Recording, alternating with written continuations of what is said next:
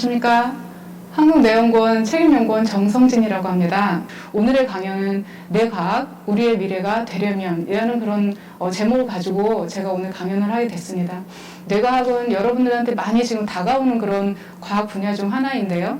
우리가 이것을 어떻게 이해를 해야 하고 또 이 기술을 어떻게 받아들여야 되며 앞으로 이 기술을 훨씬 더 많은 것을 또 활용하기 위해서 무엇을 해야 하는가에 대한 이야기들을 오늘 함께 나눠보고 싶습니다. 첫 번째 슬라이드는 제가 예술 작품을 좀 하나 소개시켜 드리려고 합니다. 사실 예술과 과학은 떨어질래야 떨어질 수가 없고요. 미국에서 이 단과대학을 만들 때도 예술과 과학이라는 그런 단과대학을 만들 정도로 굉장히 밀접하게 관련이 되어 있습니다. 제가 생각하기에 이러한 그런 관련성은 아마 이 작품에서 제가 조금 알아볼 수 있을 것 같은데요. 이 작품은 로댕의 생각하는 사람이 들어있는 이 커다란 그 조각품입니다.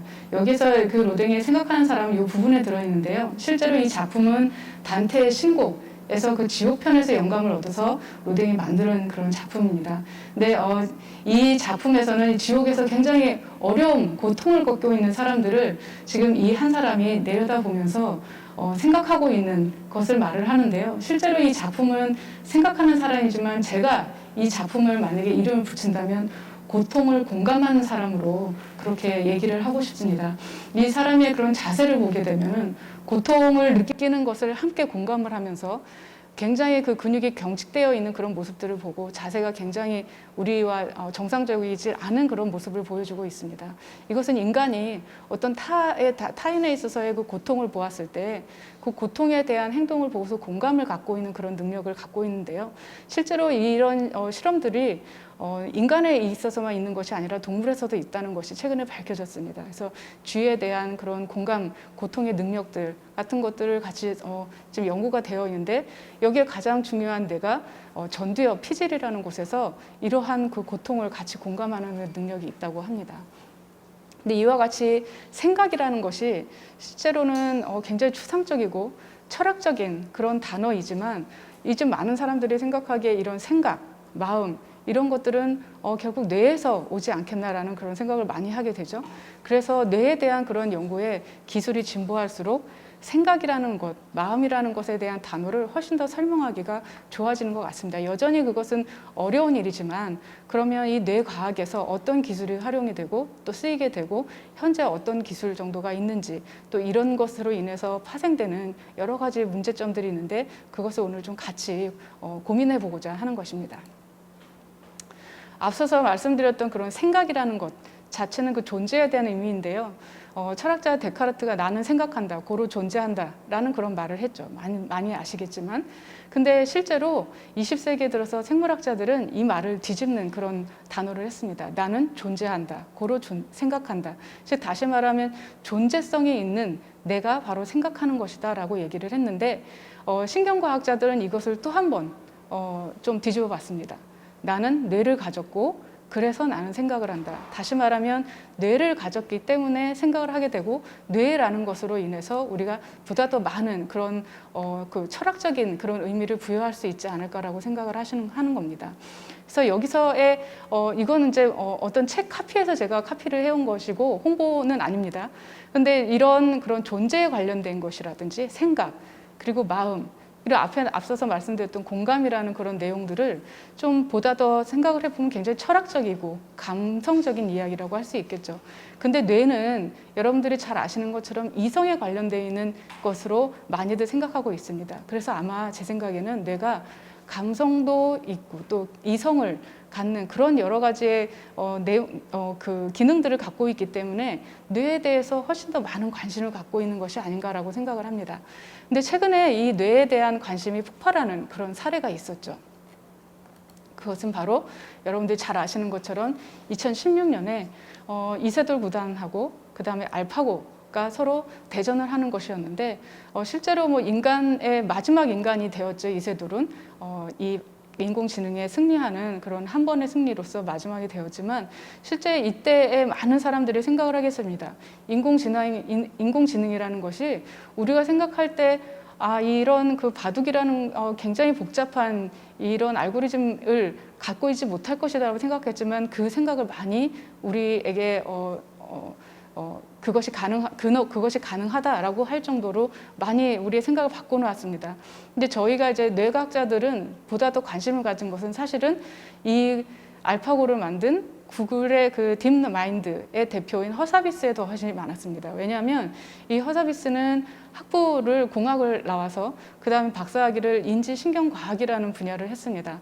그래서 많은 논문을 발표를 했는데 그 중에 대부분이 그런 기억에 관련되어 있는 그 뇌 부위 하나인 해마에 관련되어 있는 연구들을 많이 했고 또 MIT나 이런 곳에서도 MRI와 관련되어 있는 이런 연구들을 가지고서 뇌에 대한 연구를 많이 했다는 것을 저희가 주목하지 않을 수 없었습니다. 그래서 이 이후로 허사비스라는 이런 사람들로 인해서 앞으로는 이 인공지능이 보다 더 발전을 하겠구나. 그리고 이 인공지능을 위해서는 인간의 지능을 훨씬 더 많이 연구를 하는 것이 도움이 되겠구나라는 생각을 했고 대중들은 그럼 인공지능이라는 것이 앞으로 인간지능을 모사한 인공지능으로 발전을 할 수 있겠구나라는 생각을 하고 더욱더 호기심이 유발이 된 것 같습니다.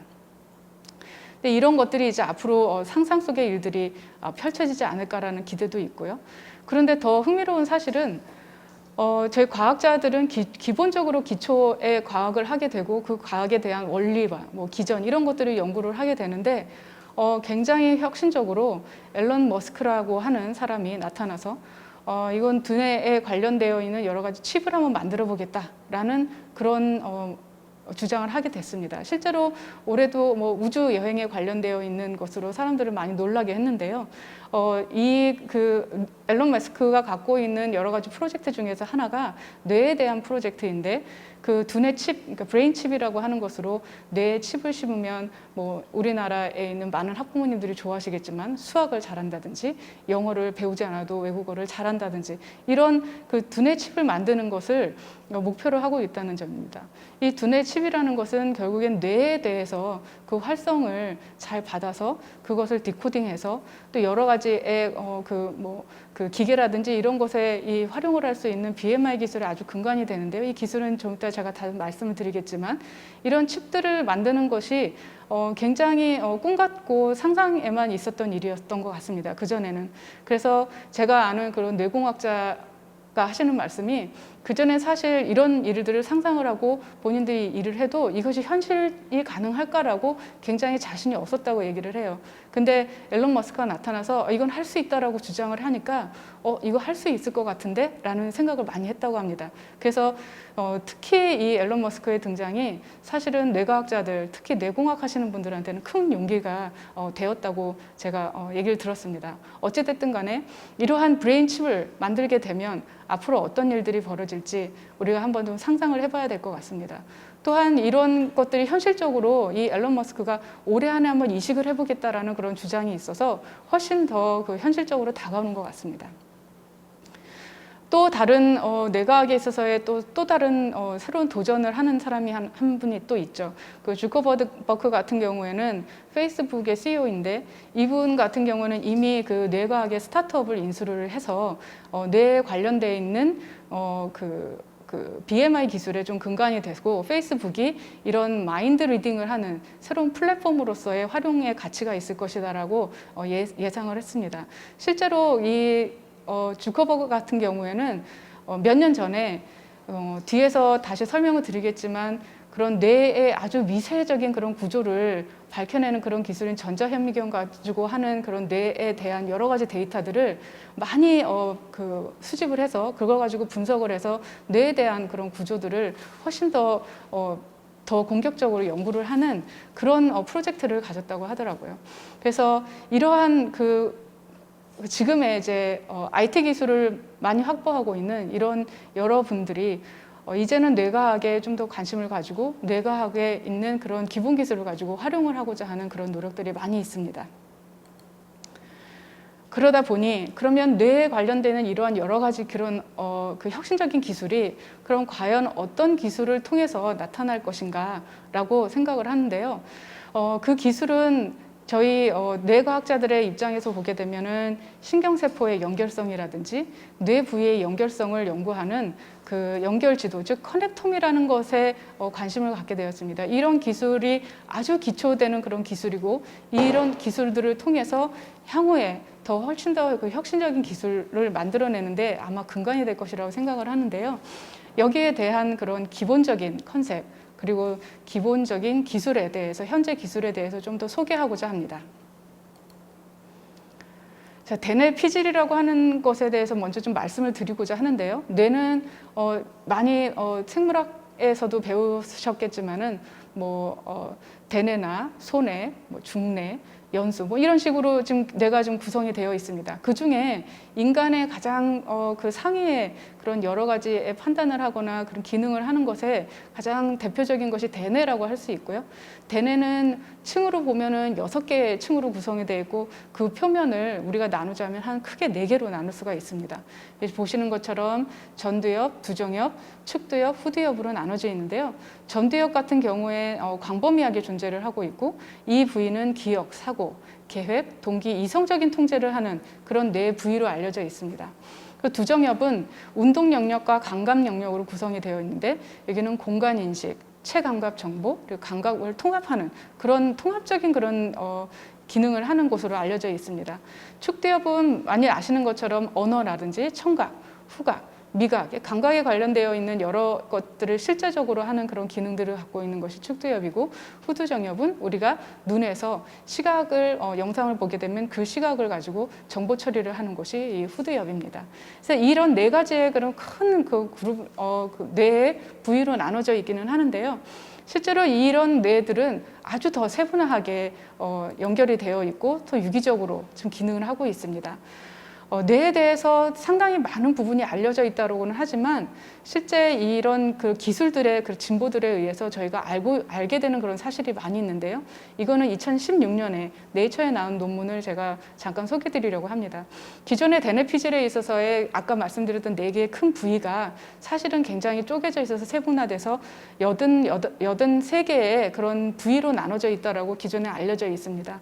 근데 사후의 뇌와 그다음에 MRI라는 그런 영상 기법을 통해서 뇌가 어떻게 유기적으로 연결이 되어 있는지, 활성이 되는지를 조사를 해봤더니 실제로 97개의 새로운 영역들을 발견을 했고, 지금은 뇌의 전체적인 그런 뇌에 세분화되는 것은 180개 정도의 영역으로 나눠졌다는 게 새로 보고가 되었습니다. 그래서 앞서서 말씀드렸던 것처럼 뇌에 대해서 우리가 뭔가를 아는 것 같지만 굉장히 정보가 미약하다는 것을 알 수 있고, 그것은 이 뇌과학뿐만 아니라 다른 타 분야에 있는 기술들에 의해서 그것이 점점 더 우리가 이제 지식이 더 지경이 넓어지게 되는 것이죠.